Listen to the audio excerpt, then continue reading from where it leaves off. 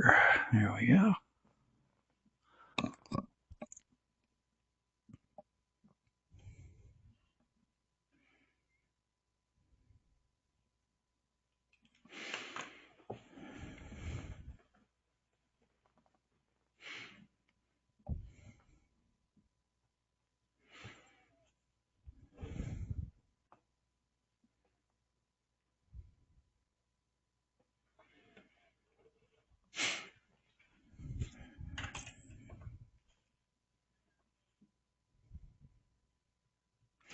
Well, I don't know, since we've only got an hour, why don't we go ahead and launch into things.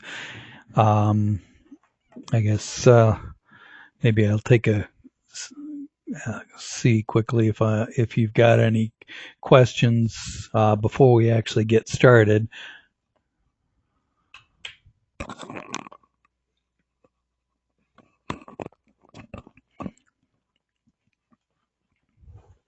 Or maybe I should just say, if you do, feel free to go ahead and put them up. I'll keep my eyes open for them. Just mention again what the intention of today was to go over the assignment I gave you last Wednesday. And I posted it here as what I had called hands-on problem 3B, which is to take the example that we did before, where you were comparing atorvastatin and rosuvastatin, and extending that by incorporating the standard deviation in various different ways, or the observed standard deviation in various ways.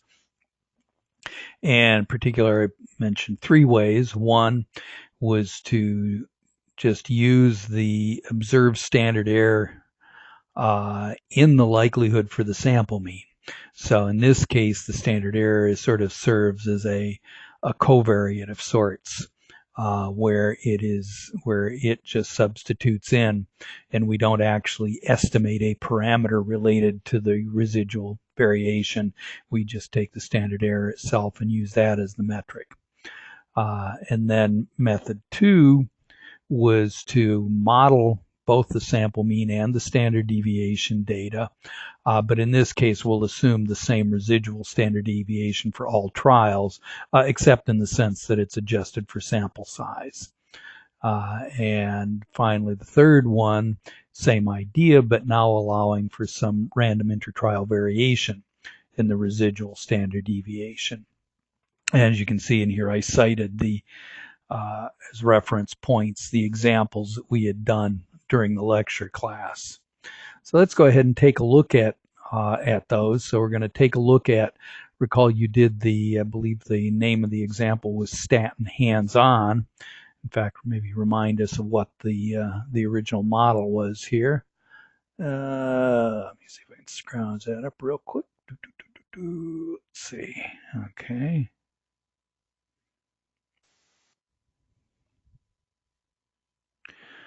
Okay, so the basic model then is the one we used before. So we've just got the effect is normally distributed.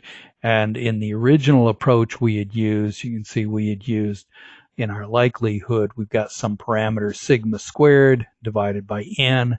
And the only dependent variable in the model is, well, what's labeled as E here would just be the LDL, the mean LDL percent change from baseline. And then you can see we did our sigmoid Emax model to describe the effects there, and just had 2 different ED50s depending upon which one of the statins we were talking about. So that was what we had done originally. Now the idea for our first example is to, instead of using this sigma squared over n in here, we're going to replace that by the observed standard error. So it's a fairly simple change in this case.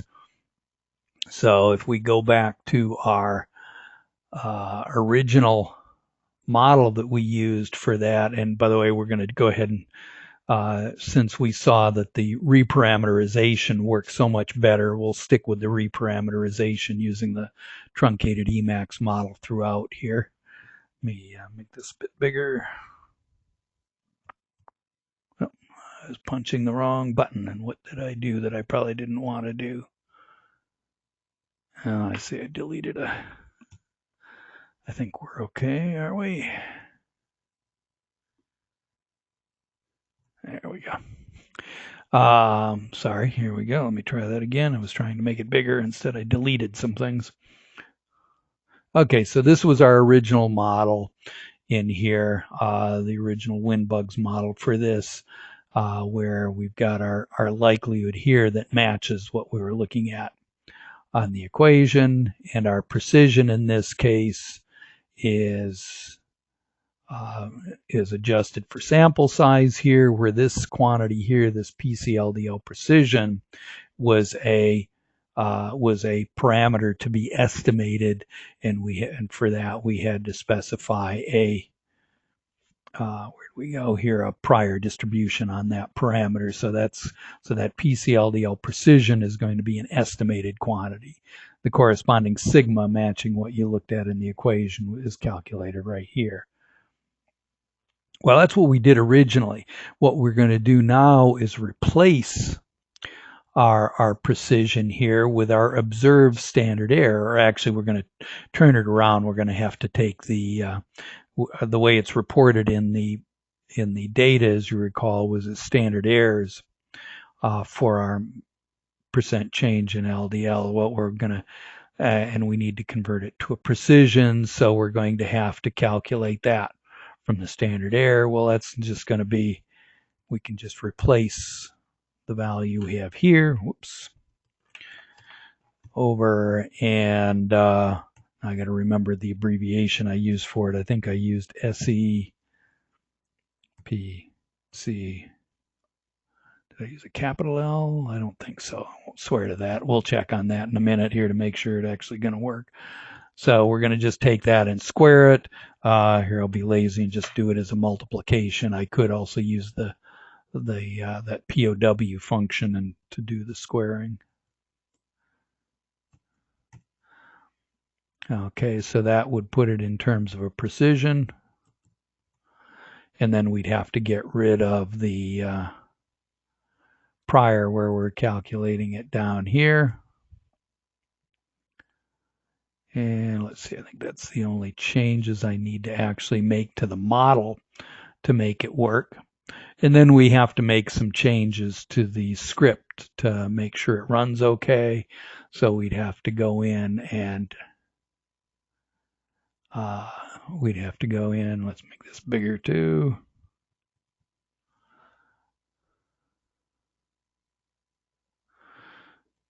Okay, and there's a couple of changes we'd have to do here.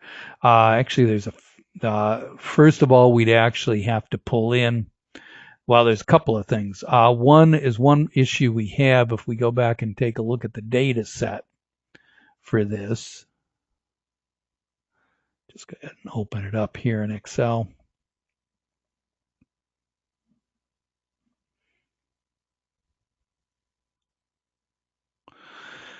If we go down and look at our standard error here, if we scroll on down, what you'll see is we've got at least a few. What do we got? Yeah, it looks like we've got 5 values where we have no reported standard errors. So we're either going to have to impute those somehow, or as I did in the example that I showed you before, I think we'll just be lazy for the time being, and we're going to delete those. So we'd have to do that. So that's one issue that we have to deal with. So I'd have to do something following this to delete it. In addition, we would have to get rid of this line right here where we're providing an initial estimate for the precision value. Since we're no longer estimating as a parameter, that would have to be removed. And we'd also have to provide a line in the data, in the bugs data list here, where we're actually pull in the standard error. Well, I'm going to be lazy here and actually use the work result.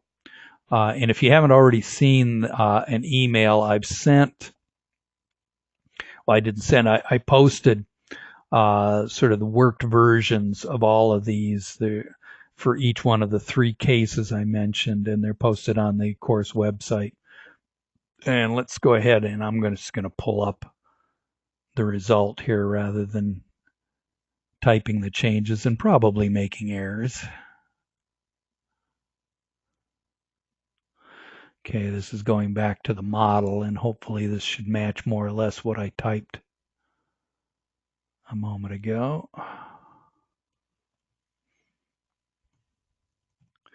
So this was the model, and recall, yeah, I think this is pretty much it, except I guess I didn't capitalize them. Okay, good enough.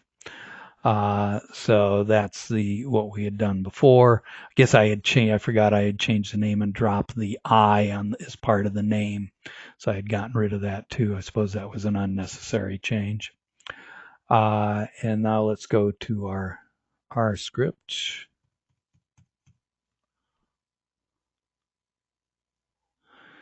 Okay, so as I was saying, let's make that wider so those don't, there we go.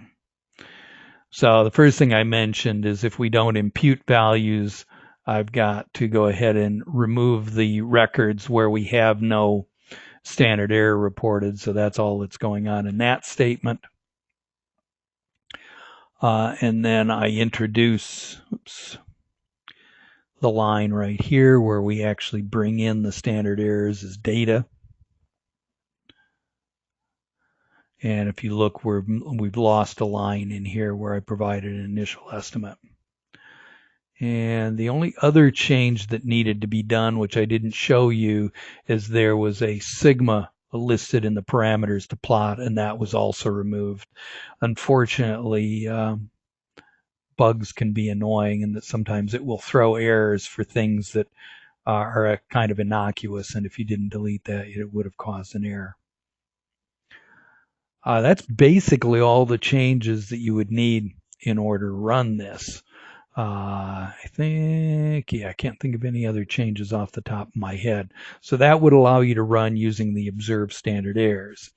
And as I mentioned before, there's both advantages and disadvantages to what I did here compared to just the run that we did before. The main advantage is it incorporates sort of a built-in adjustment for inter-trial variation or even inter-arm variation in the residual variability from the various trials by using the standard error in that way. I guess the main downside here is that's assuming that basically that standard error is an exact measure of that variability, when of course it too is just a representation of the data and is subject to things like sample variation and so on, and so is not a perfect estimator, even though we're sort of treating it as such.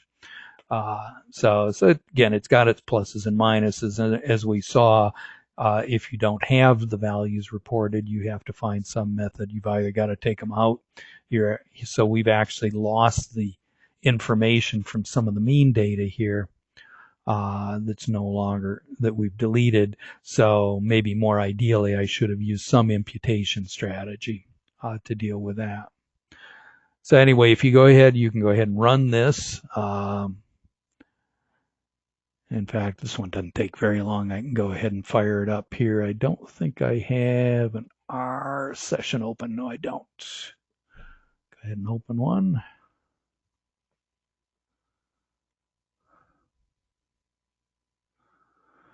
Okay.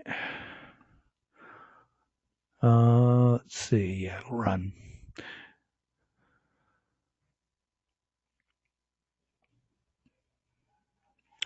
Okay, it'll take a minute to run here. Something I just noticed, I don't remember in the versions I posted whether I remembered to comment out, and it's not going to let me do this until that finishes. There's this line here where I assign the course directory. It's a little different in my setup than it is in yours. And I may or may not have remembered to comment it out in the version I posted. So you may want to take a look at that. So you want this particular line here where it's assigned it to project/MI260W. You want to comment that out or just delete it for that matter. Okay, and it's finished. Go ahead and let it run here. Right now it's just dealing with the post-processing here. Take a second.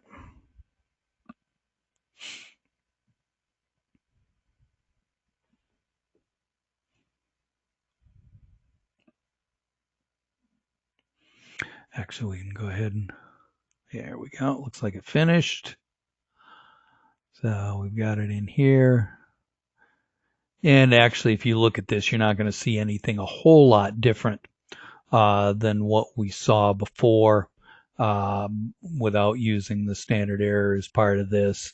You might find it, you might find it at least mildly interesting to go ahead and compare the parameter values you get from this to those that you get from the example that was called, where'd it go here, the statin repar hands-on version from last week.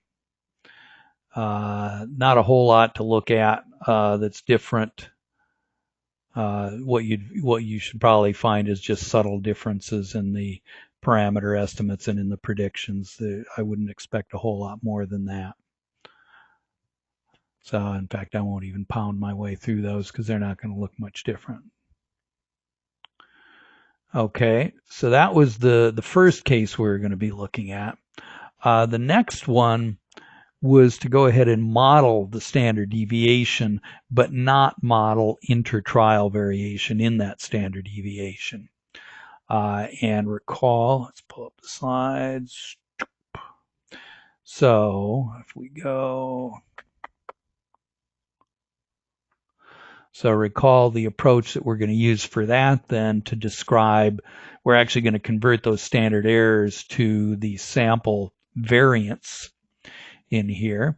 And now this is going to be the variance of basically the sample variance I'm talking about here is well, I guess that would be the sample variance in the mean. So that value here we are going to model as in terms of a gamma distribution with the two parameters n-1/2 and n-1/2 sigma squared, where n is going to be, again, the sample size contributing to that, and sigma squared you can think is a parameter we're going to estimate, which you can think of as being sort of a hypothetical residual standard deviation for individual data as opposed to mean. So let's go ahead and implement that. Let's get rid of the example we just did.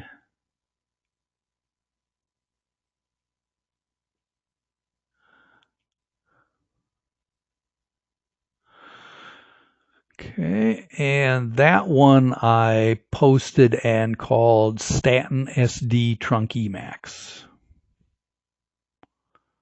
Let's go ahead and open up I'll open up both of them here.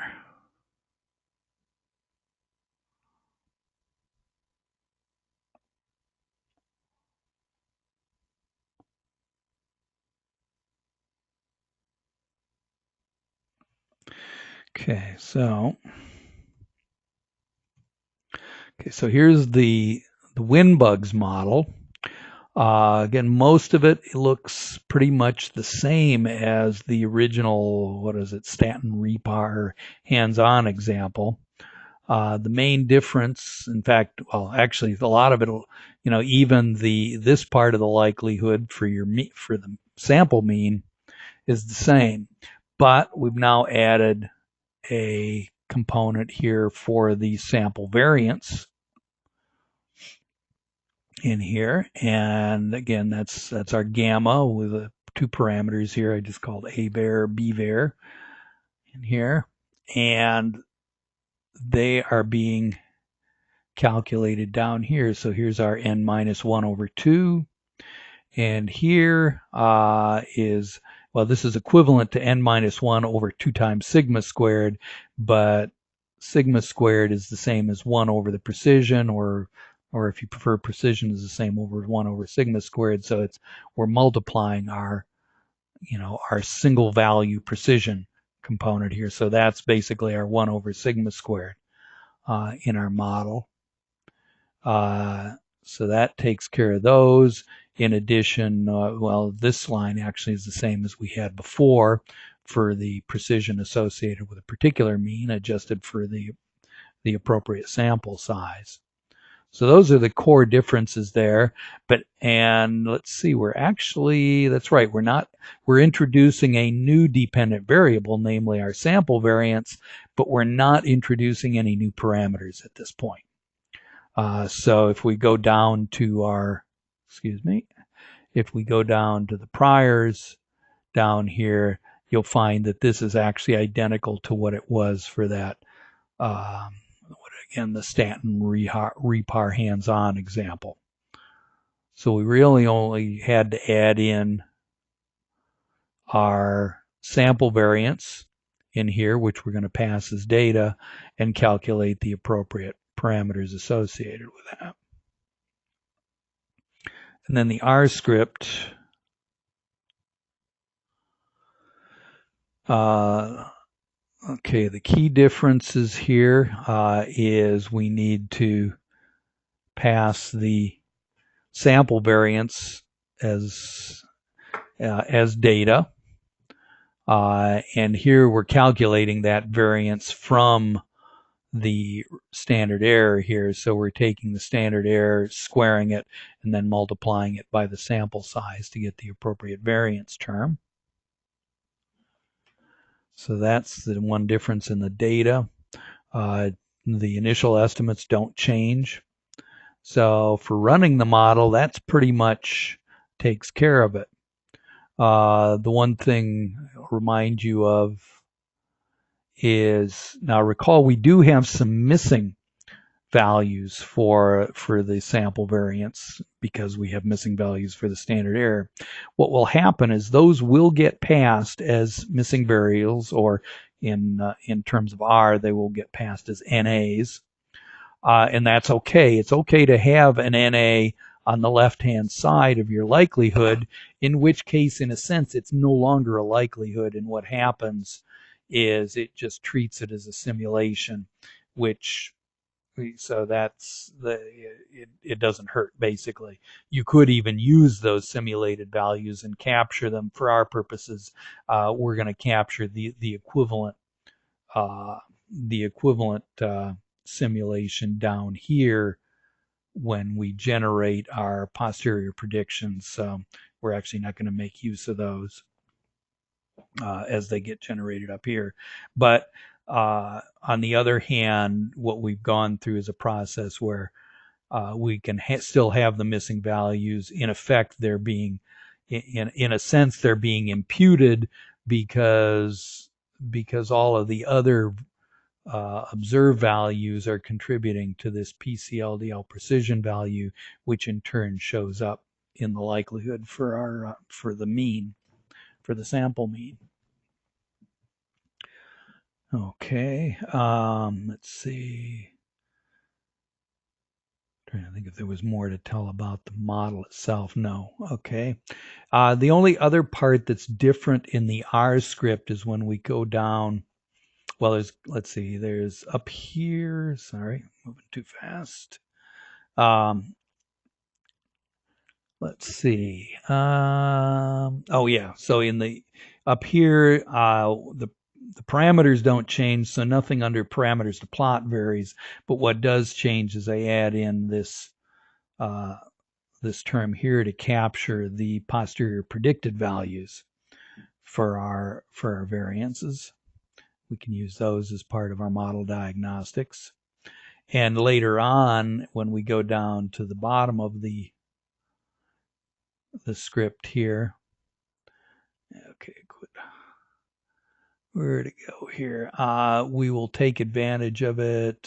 Sorry, as I scroll back and forth, trying to find the spot. Yeah, down here as part of our posterior predictions, you can see it popping up here. We're actually going to generate plots showing posterior predictions of those variances and compare them to the observed values. So that's the other place that the script changes, is by adding in that component. So we can go ahead and run that. It takes about the same amount of time as the other one. Let's clean up where to go here.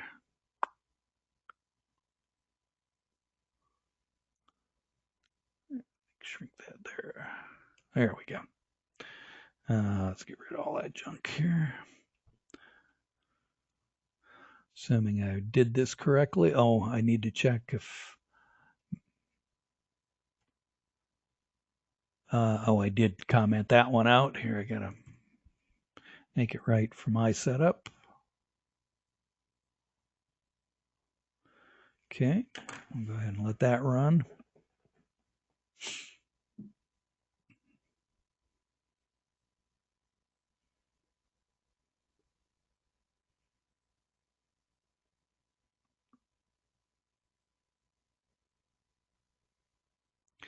So just a reminder, at this point, we've still got, this again has the advantage that we're actually estimating the parameter instead of assuming that these standard errors are exact, but the downside is in this case we're assuming that the residual variation is the same for all of the trials, which may not accurately reflect the real situation.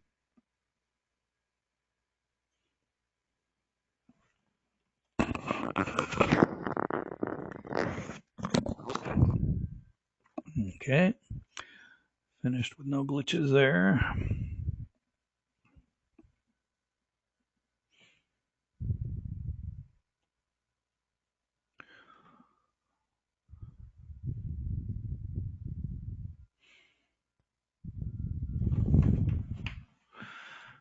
Okay, we'll just let that one wrap up, and actually we won't even look at the results on this yet until we maybe look at it as a comparison with the results when we incorporate inter-trial variation in the residual variability.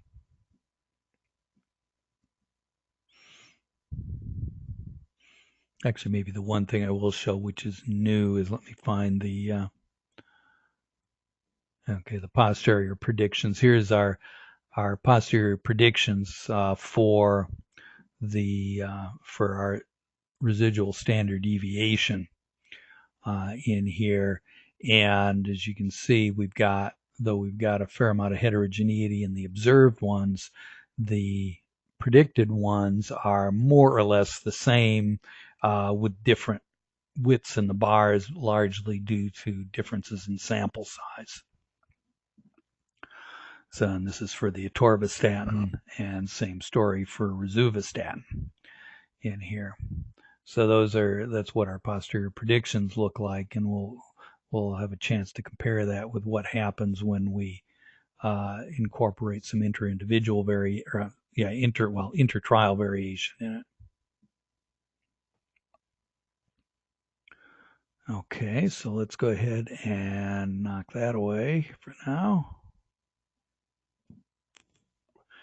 And let's pull up our last example, where I asked you to incorporate inter-individual variation in that standard deviation component. Let's go ahead and get that.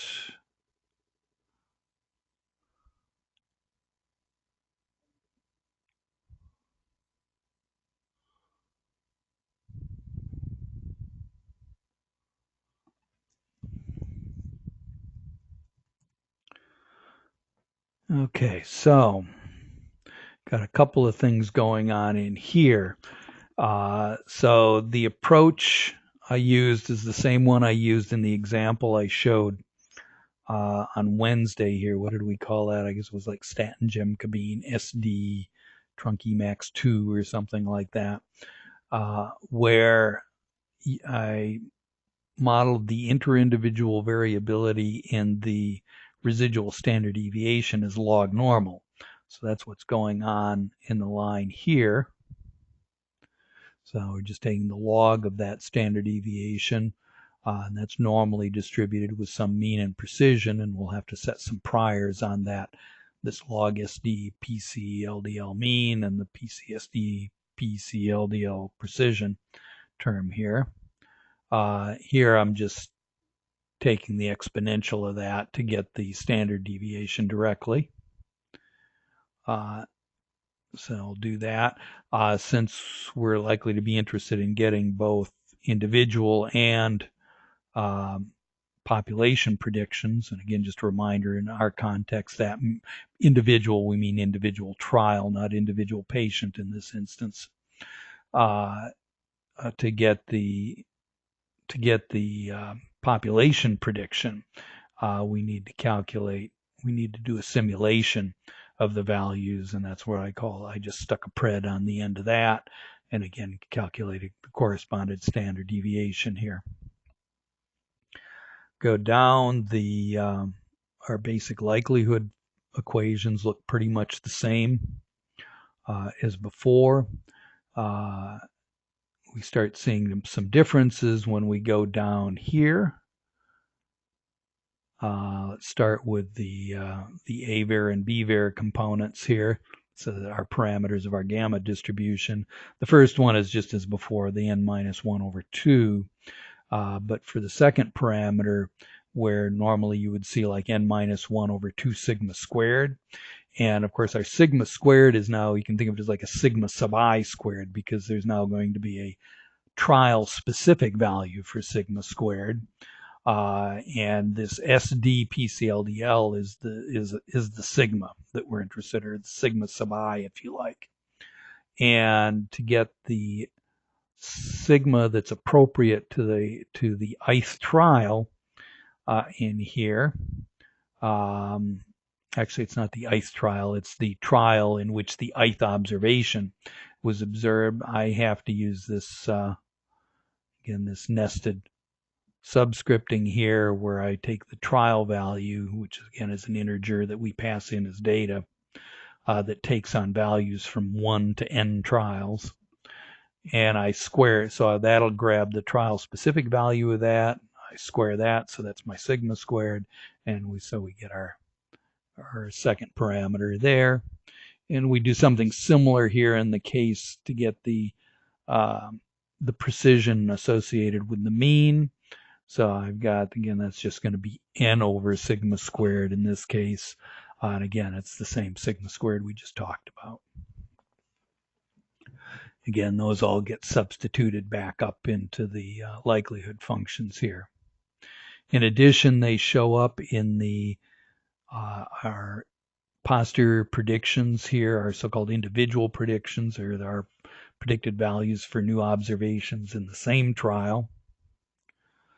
Then we have to redo some of the equations down here to get the population predictions, or equivalently the predictions for a new observation in a hypothetical new trial. And so we're redoing it, and basically any equation where there's a reference to a trial-specific random variable, it has to be recalculated down here. So that's why you see components here. Now notice here the first parameter of our gamma distribution doesn't depend upon any trial-specific value, so I don't need to repeat that, but I do need to repeat the first one and the third one here. So that's what's going on right here. They're all the same, except I'm using that SD PCLDL pred instead of just the SD PCLDL values in here. And then the appropriate things then get calculated or simulated in this case. Let's see what else. Well, we have got to generate our priors for our two parameters up here. So that's something, again, that's new for this case. And that's going on down here. There'd be a lot of options we can consider. What I had used in this case was for the mean of that distribution, I chose to use, well, for the log, so this is for the mean of that log normal. I say mean, it's actually, well, it's the mean of the logs. So for that, I'm using just a flat normal here. And then for the corresponding precision, I used a gamma 0.01, 0.01. Another reasonable choice for this one would probably be, might be to use might be to use something like a uniform from 0 to some relatively large value. Okay, so again, this section here is, well, it's new. Basically, it replaced the original case where we were just simulating the residual precision alone.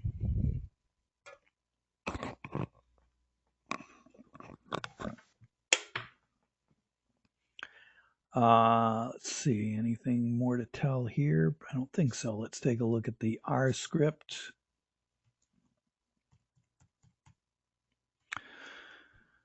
The data is the same as the last example. Where things change is now we have a slightly different parameterization.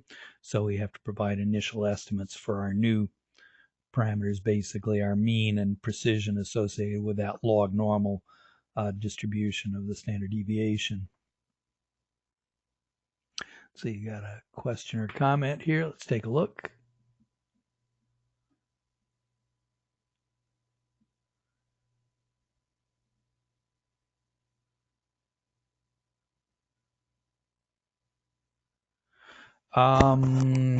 Let's see.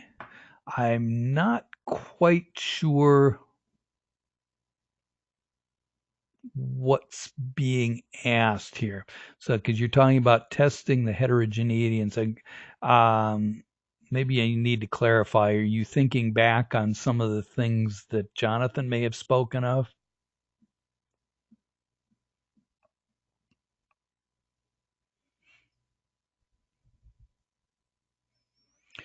I mean, the short answer is certainly you can test for heterogeneity, at least in the sense of doing a model with and doing a model without the heterogeneity and assessing whether or not the model with heterogeneity is in some sense better.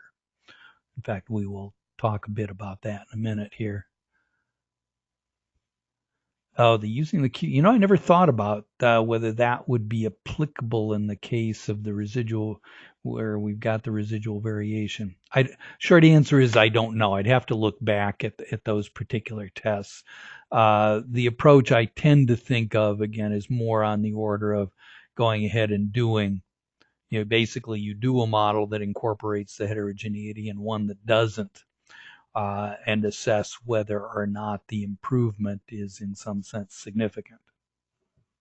And that's the approach we're going to be using in this context. Oops, what did I just do? Oh, nothing. Okay. Okay, so we can, let's try to think of anything else here. Oh, yeah, I was talking about the R script. So we introduced the different parameterization. That also gets reflected in some changes in the list of parameters that I request. So we've got here, instead of before we had sigma that we were capturing, now I'm capturing the parameters related here. I've got my did I use that term? I don't think I did. That's interesting. I'm wondering if that's going to fail because I don't think I have such a parameter. Or do I? Sorry, let me go back and look at the. Didn't think it had been that long since I wrote it. Let's see. No, I guess I did use the term SDPCLDL hat because I guess it's not really a mean anymore. Okay, I was just being a little anal there. Okay. Okay, so SDLDL hat, and then the omega here is just taking that what was originally done as a precision and expressing it in terms of standard deviation. And then down here, getting the posterior, what we did, I've got the posterior predictions here. And while I was at it, going ahead and capturing the trial specific values for that standard deviation. Though I can't remember if I even bothered to plot that. I might have at some point. The core things here doesn't change. The only other things here is in the previous example, what was it, statin SD trunk Emax, there was not a separate individual and population prediction for the variance. Now there is, so I added one more set of plots to capture the individual and population predictions separately. Okay, let's see if this is set up to, let's see, we got to uncomment that for me. And let's go ahead and, yeah, let's get rid of the stuff here. Let's go ahead and run it.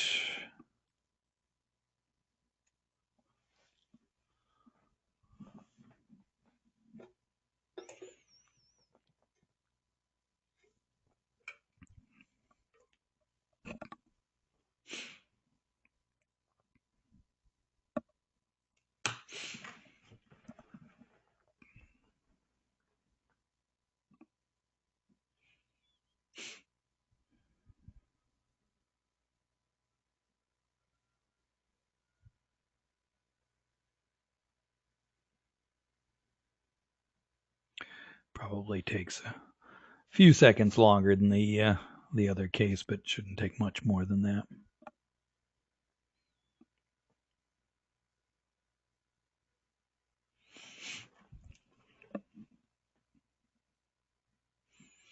Actually, presumably that's going to run. Oh, actually, I'm going to have to catch it, but let's see. Where's my slides?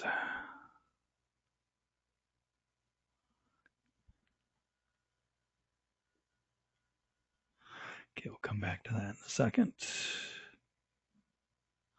Okay, it's done.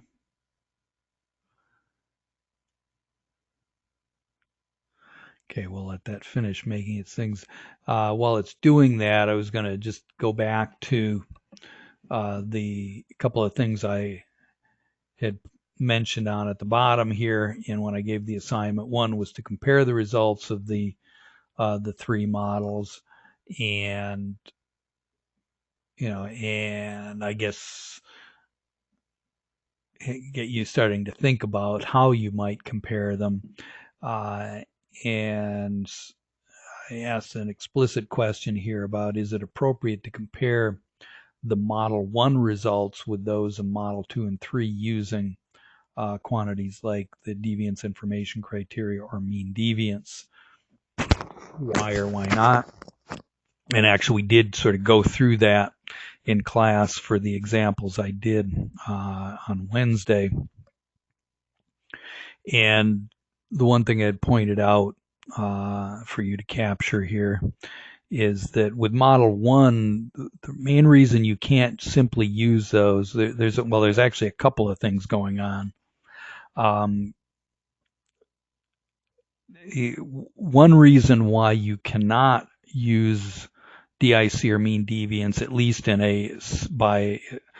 in terms of a sort of a trivial head-to-head comparison, is because you're dealing with fundamentally different likelihoods here. In one case, in the case of Model 1, you have a likelihood only with respect to the sample mean, whereas for Models 2 and 3, you have and the overall likelihood incorporates both the mean and the standard deviation as dependent variables in there. So they're not numerically comparable when you look at them, when you think about how the likelihood is constructed in that case. It also gets further complicated by the fact that if we do Model 1 without any imputation, we also don't even have the same number of dependent variable quantities for the mean as we do. So that also causes a problem there. Now you probably could take, with models 2 and 3, you probably could split out the deviance with respect to the two different types of dependent variables here, the sample mean and such.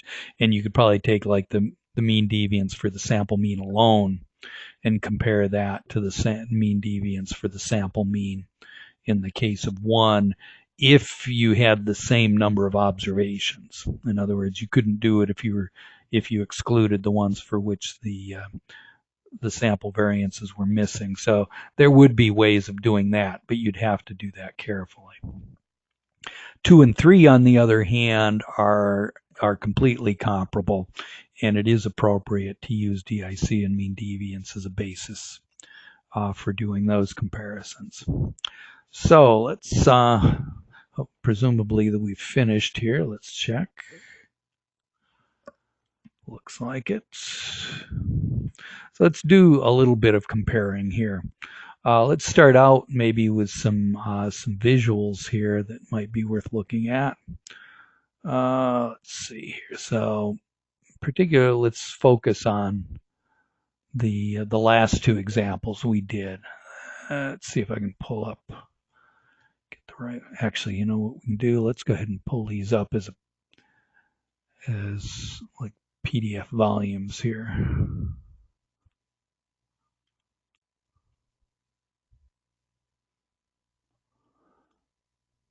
Okay, and let's do the same for the other one.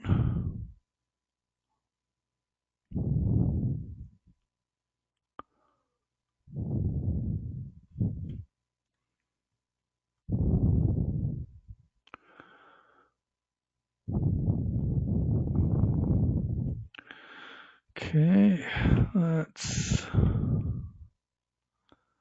Okay, now some of the things I wouldn't expect to see much difference. Let's go ahead. We can go ahead and open these. Let's get rid of that.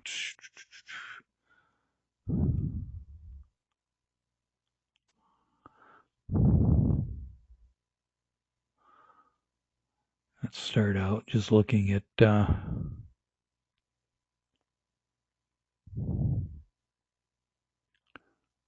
oops. Trying to get these to comparable sizes so we can compare them. Okay, so make sure I got, okay, so the left-hand side is with a constant standard deviation. The right-hand side is with the intertrial variation in the standard deviation. Here we're just looking at the means in this case. So we're looking at LDL percent change from baseline. And if we look across these, just based upon a quick visual look, you can see there isn't a whole lot of difference here.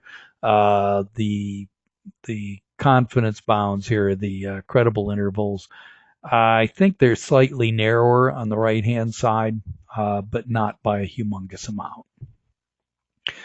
In terms of the posterior medians, there's not a whole lot of difference to be seen here, I don't believe. And we can do the same thing. We can move along and look at the rosuvastatin case. Rosuvastatin, and I think we're going to see pretty much the same story when we're looking at the sample means.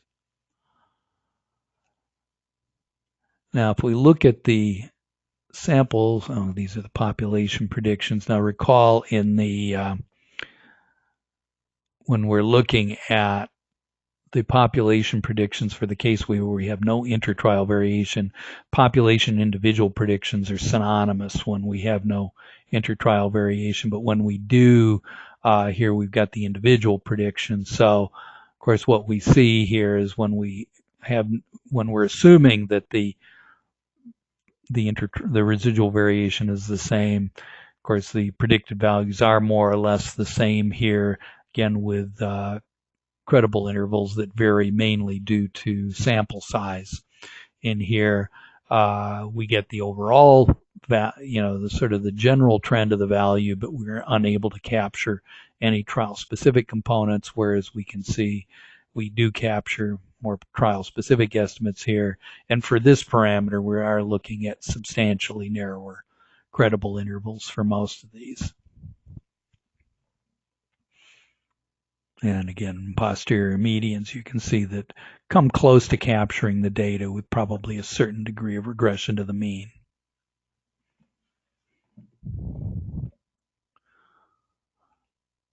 Let's see, is there much else to tell here? This is just the same thing but now with rosuvastatin. One of the things you can see is we're able to capture what appear to be outliers in the previous model. We start seeming to capturing most of those.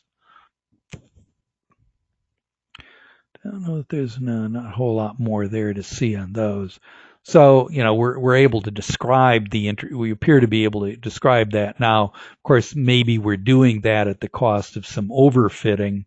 So we'd like to make some assessment okay, is this really, have we really captured something real, or are we just overfitting the data in here? My bias in looking at this would be say it's kind of looking real because we're unable to capture the extremes here, whereas we are. But that's certainly a fairly soft statement. So let's take a look at least one metric that attempts to capture that information. So we can look, for example, let's start by looking at the tables that were produced here. Let me pull up the one for the case where we have no intertrial variation in our standard deviation. I'll fire that up.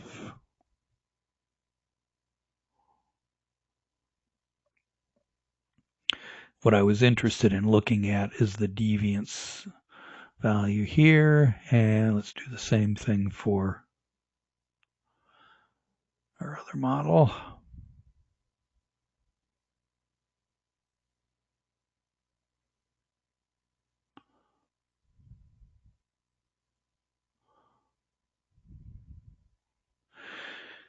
Okay, and you can see, just looking at that, keep in mind deviance is basically minus 2 times the log of the likelihood. The mean here, we go from 928 down to 687. So that's a pretty substantial drop in something that, a log scaled quantity like that. So that's promising. But again, we might want to ask, well, is that really significant in the sense that, again, are we looking at overfitting, or are we, or if we try to penalize this value due for the model complexity we've added, does it still look like we're getting substantial benefit? And that's where we talked about the notion of using DIC, or deviance information criteria. And let's take a look at that. Let's make this a little bigger over here. Now, the last one we ran here was the one with the intertrial variation in it. So recall that, oops, what am I doing here? That is part of that bugs fit object that gets generated. R to WinBUGS calculates a number of things, but in particular, you can see that it calculates a DIC value, or at least it does depends on how you've parameterized things. But if you have correctly, it should. So let's see if we've actually got something to look at here.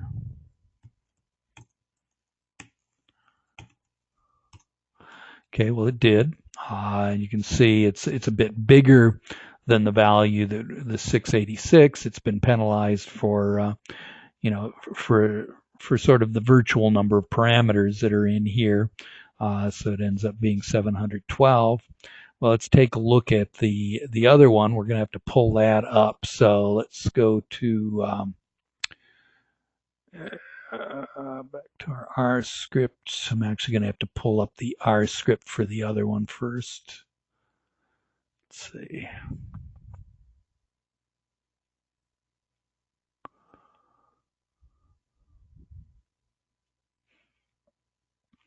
Okay. And let's see, what do I need to do? At minimum, I guess I need to...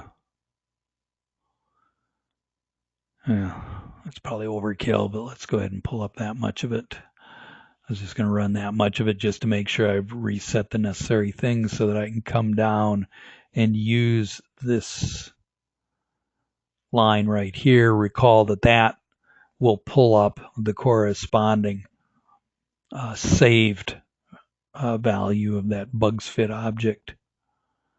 So assuming I did that right, that should work. Let's go back to... Okay, where is it? There we go.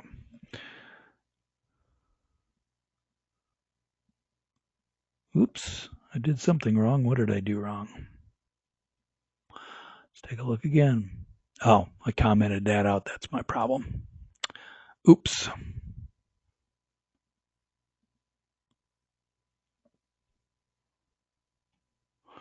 Now let's try it.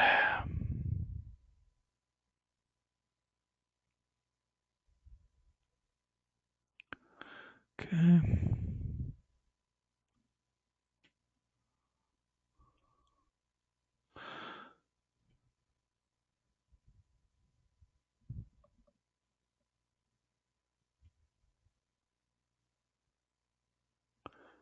Okay. Oh, I bet I know what I did. Let's see if that's what I did.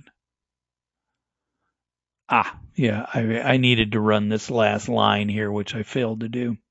That was my mistake. Sorry for the tediousness. It's the usual mistake of trying to do things in front of others like that. Okay, now let's try it. Hopefully I won't have it miss it a third time. That's more like it. Okay. Now let's go back. Of course, now I got to remember what we saw before, which has been covered up. So we had 712 basically. So let's see what we get. here at 945. Okay, so, and what you want is for this to be smaller. You want the one which is smaller, and of course 712 is substantially smaller than 945. So at least based upon that particular metric, it says that that the model with the intertrial variation is substantially better in some sense than the model without. So it seems to do a better job of explaining the data even when penalized for the additional model complexity. Oh, let's see if there's any other tales to be told here. Probably is. None of the rest of them are jumping out, and now we're actually approaching the end of time anyway. Well, let me open it up, see if there's any other questions on these examples or anything else for that matter.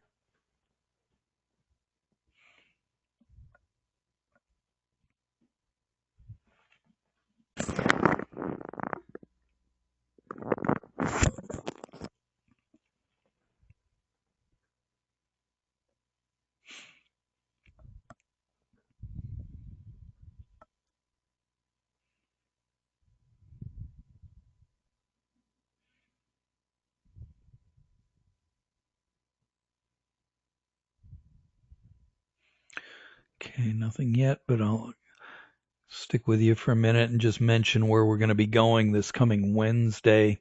The focus this Wednesday is going to be on using simulations based upon models like these for making inferences, particularly inferences about comparing, different compounds, different treatment regimens, based upon, um, again, by doing simulations from the posterior predictive distributions from these models.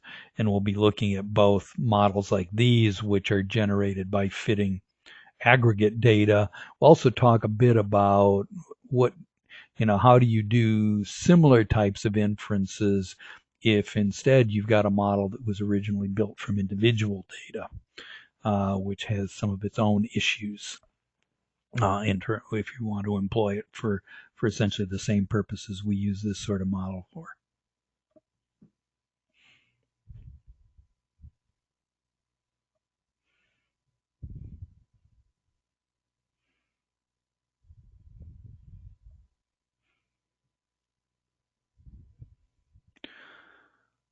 Okay, nothing cropping up. We're coming on to 3 o'clock, so I guess I will close out and look forward to talking to you again on Wednesday. I guess bye for now.